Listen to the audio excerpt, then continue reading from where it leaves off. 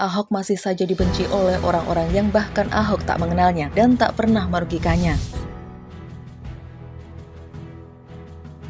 Ahok gak ada matinya, ditulis oleh Ayas dari siwo.com. Saya acungi jempol buat Ahok. Meskipun telah kalah di Pilkada DKI 2017 dan telah dipenjara selama 2 tahun, saya kira nama Ahok tidak berubah, baik buat para pendukung maupun pencelanya. Nama Ahok tetap saja bersinar, sinar yang menerangi para pendukung namun menyilaukan para pencela. Bagi para pendukung, kasus penistaan agama sama sekali tidak mempengaruhi penilaian. Ahok tetap saja orang baik dan profesional dalam bekerja. Ahok tetap saja sosok yang langka dan dibutuhkan oleh Indonesia. Namun bagi para pembenci, sebaik apapun kinerja Ahok juga tidak mempengaruhi penilaian. Meskipun bisa membuat Pertamina untung gede, tetap saja Ahok dianggap kafir dan penista agama. Selamanya akan dinilai seperti itu.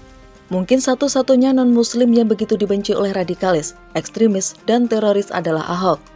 Mereka kompak membenci Ahok. Kekompakan ini menunjukkan mereka punya kesamaan. Untuk itu, wajar jika muncul isu FPI terkait dengan teroris, atau ada teroris yang berafiliasi dengan FPI. Baik FPI maupun teroris sama-sama membenci Ahok. Sebaliknya, sepertinya tak ada satupun teroris yang membenci Anies. Ahok sebenarnya sudah hidup lebih tenang sekarang. Ahok mungkin sudah melupakan momen kelam antara tahun 2016 sampai 2020. Ahok tetap seperti biasa, bekerja seprofesional mungkin, demi kepentingan bangsa dan negara, demi hajat hidup orang banyak. Kepiawaian Ahok bekerja di Pertamina telah membuat Pertamina beberapa kali untung gede. Ahok juga sudah hidup berbahagia dengan istrinya, juga sudah punya anak. Ahok juga tidak usil dengan siapapun. Ahok tidak suka mengomentari kehidupan orang lain. Bahkan kepada Rizik pun Ahok tidak berbicara apa-apa. Padahal, Ahok tentu dianggap paling layak untuk mengomentari Rizik. Sebab Rizik dan Ahok dianggap musuh bebuyutan, meskipun Ahok tak pernah menganggap bermusuhan. Ahok memang gak ada matinya. Saking terkenalnya Ahok, sampai-sampai namanya disebut dalam surat wasiat terduga teroris. Bukan nama Jokowi yang disebut, tapi nama Ahok. Dalam surat wasiatnya, Zakiah Aini menulis Ahok sebagai orang kafir. Berikut kutipan surat wasiat yang ditulis oleh Zakiah. Pesan berikutnya untuk kakak, agar di rumah Cibubur jaga dedek dan mama, ibadah kepada Allah dan tinggalkan penghasilan dari yang tidak sesuai ajaran Islam. Serta tinggalkan kepercayaan kepada orang-orang yang mengaku mempunyai ilmu, dekati ustadz dan ulama. Tonton kajian dakwah, tidak membanggakan kafir Ahok dan memakai hijab kak. Allah yang akan menjamin rezeki kak. Maaf ya kak, Zakiah tidak bisa membalas semua pemberian kakak. Setelah tahu bahwa namanya disebut dalam surat wasiat Zakiah, Ahok buka suara. Ahok pun mengaku heran. Ahok yakin Tuhan itu tunggal dan tidak ada manusia kafir. Ahok membuat pernyataan berikut. Allah Tritunggal.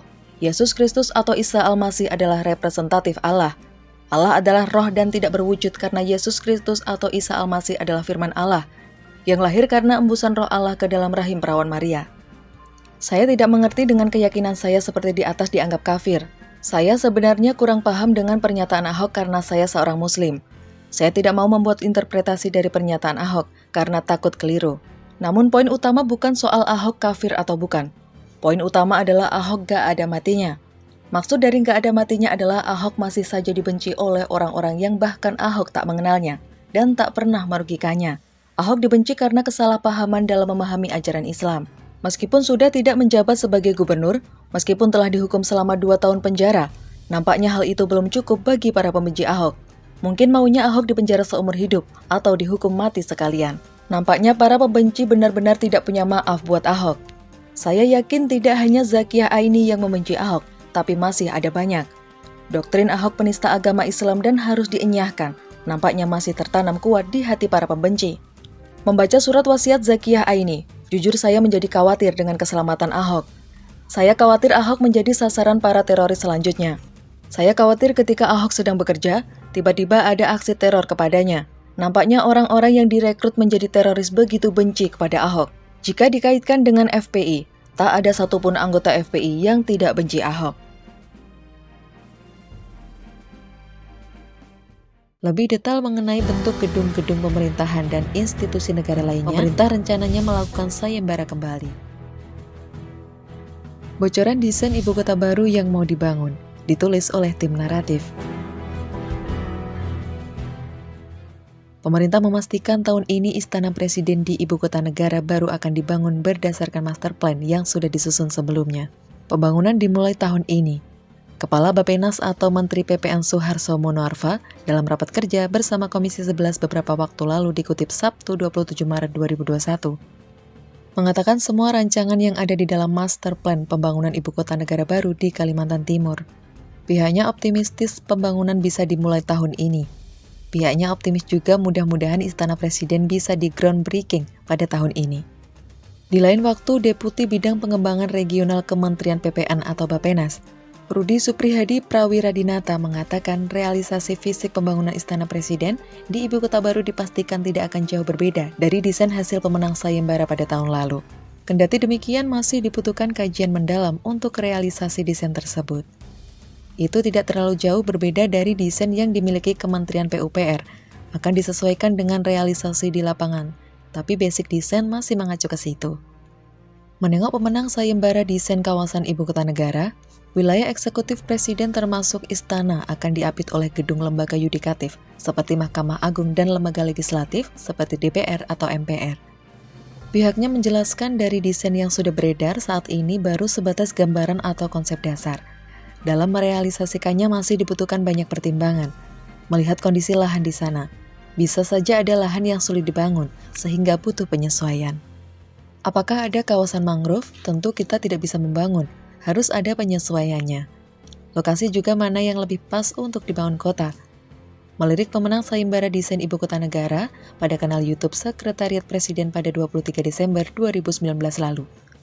Ibu Kota Negara akan menyusung tema Nagara Rimba Nusa. Pemenang sayembara tersebut diketahui disebut sebagai Orban, sang founder. Sibarani Sofyan menjelaskan pemilihan konsep Nagara Rimba Nusa karena negara sebagai perwakilan pemerintah. Adapun Rimba karena lokasi berada di hutan Kalimantan, dan Nusa merupakan identitas negara yang berdasarkan kepulauan. Sibarani menceritakan makna konsep desainnya tersebut pada 23 Desember 2019 lalu di Kementerian PUPR. Dilansir dari Detik Finance, sebagaimana mestinya sebuah ibu kota negara, di dalamnya ada bangunan untuk eksekutif dalam hal ini pemerintahan. Ada gedung lembaga Mahkamah Agung hingga gedung MPR atau DPR. Pada konsep Nagara Rimba Nusa juga terdapat Plaza Bhinneka Tunggal Ika dan Danau Pancasila. Lalu ada kawasan diplomatik, bisnis dan komersial, serta pemukiman. Filosofi Pancasila pun dituangkan ke dalam bangunan-bangunan Ibu Kota Baru. Sila pertama tercermin pada Kompleks Religi Nasional. Sila kedua pada Museum Peradaban Indonesia. Sila ketiga pada Monumen Persatuan Indonesia. Sila keempat pada Plaza Demokrasi. Dan sila kelima pada Transit dan Pasar Rakyat. Tentunya IKN dilengkapi oleh taman kota, jalur pejalan kaki dan sepeda, serta model transportasi publik ramah lingkungan. Berdasarkan desain pemenang sayembara itu, Ibu Kota Baru juga dikelilingi oleh hutan lindung, hutan restorasi, hutan bakau, hutan biomas, hutan alga, dan kebun botani. Di dalamnya juga ada kota teknologi, kota kreativitas dan inovasi, kota olahraga, kota edukasi, dan kota riset media dan kesehatan. Lebih luas lagi ada yang namanya Aerotropolis, ekowisata orangutan, ekowisata hutan hujan tropis, kota riset energi hijau, kota teknologi pangan. Lebih detail mengenai bentuk gedung-gedung pemerintahan dan institusi negara lainnya, pemerintah rencananya melakukan sayembara kembali.